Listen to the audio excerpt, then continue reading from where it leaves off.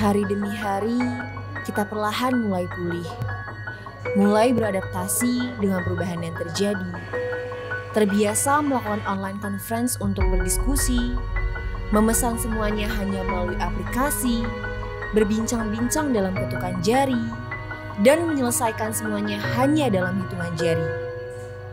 Sadar tak sadar, kita sudah terbiasa dan terjebak di dalam kondisi tak biasa ini.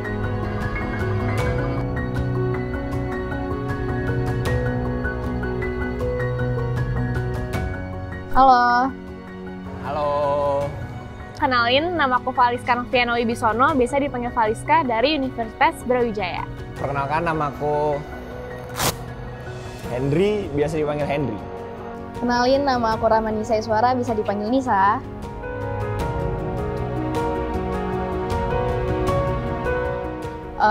Pandemi kemarin yang aku rasain itu kan 2 tahun kebelakang itu aku ngerasa kayak awalnya sih kaget, kayak yaudah kayak seneng gitu kan, karena masih SMA, terus liburan, terus kayak seneng gitu kan, liburan 2 minggu gitu loh. Ternyata keterusan sampai 2 tahun. Kurang lebih biasa aja, soalnya saya anak rumahan, jadi saya tidak begitu merasakan dampak dari COVID ya.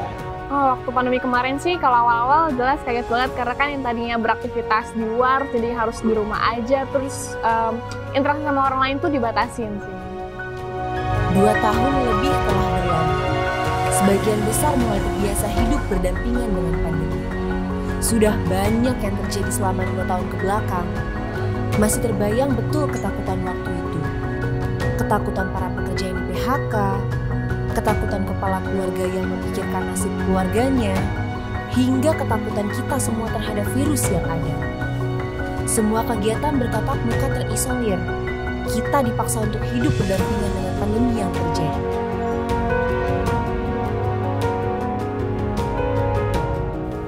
Ya, jujur aku juga ngerasa sekarang sih jauh lebih baik ya daripada sebelumnya, karena Seru, terutama kalau ngejalanin sebuah kegiatan itu bisa ketemu dengan teman. jadi kayak lebih kerasa kenal lah, lebih kerasa extrovertnya lah kita jadinya kalau misalnya di masa setelah pandemi ini gitu.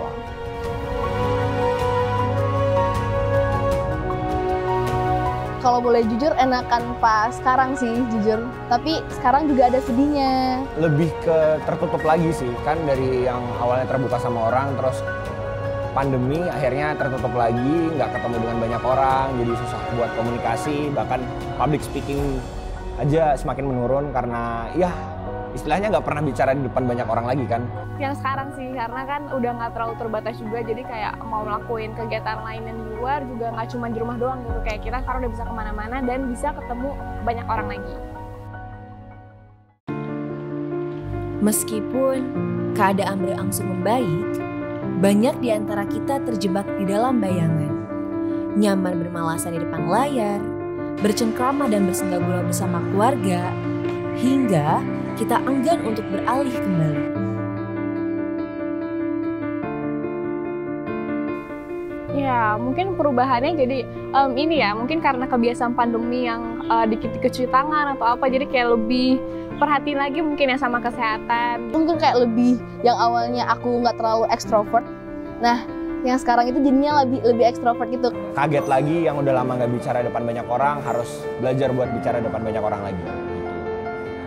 Dulu katanya pandemi sebagai menghambat prestasi, karya, bahkan inovasi. Tapi ketika semua kembali seperti sedia kala, kenapa tetap sama? Bukannya hambatan sudah sirna? Bukankah kita harus bangkit lebih kuat? Mana prestasinya? Mana karyanya? Dan mana inovasinya?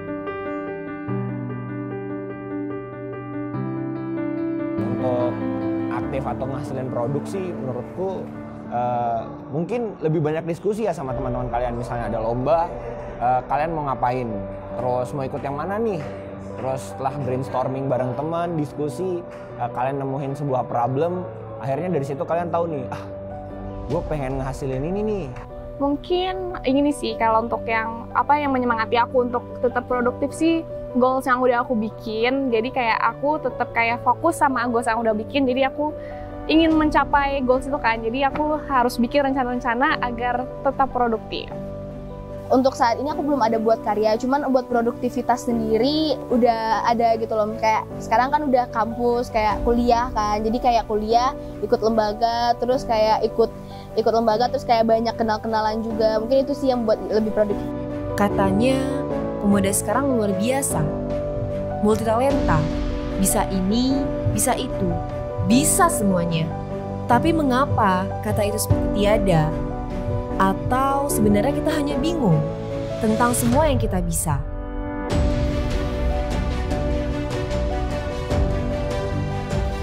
Kalau harapan buat diri sendiri sih, harapannya kayak semoga kedepannya masih bisa mengembangkan karya-karya dan lebih inovatif lagi dan bisa mengupgrade diri sendiri. Tapi kalau untuk Indonesia, semoga kedepannya Indonesia bisa berkarya lebih inovatif, lebih banyak memunculkan potensi-potensi baru, di mana nanti potensi-potensi tersebut yang bakalan mengangkat nama Indonesia juga. Untuk diri aku sendiri, semoga kedepannya juga masih bisa bikin sesuatu lah buat Indonesia, terus juga untuk seluruh Indonesia. Ya karena kan semenjak pandemi juga udah banyak tuh aku lihat konten kreator juga yang udah berkarya dan sampai bikin cetak rekor muri gitu-gitu kan.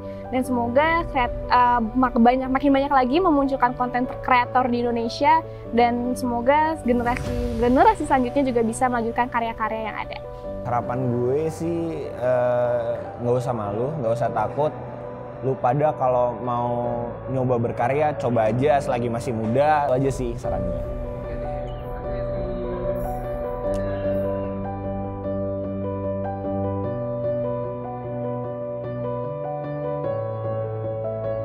Sekarang sudah saatnya untuk kita berkarya, berinovasi, dan meraih prestasi.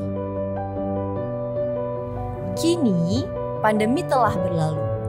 Aku, kamu, kita bisa bangkit menjadi lebih baik daripada yang lalu.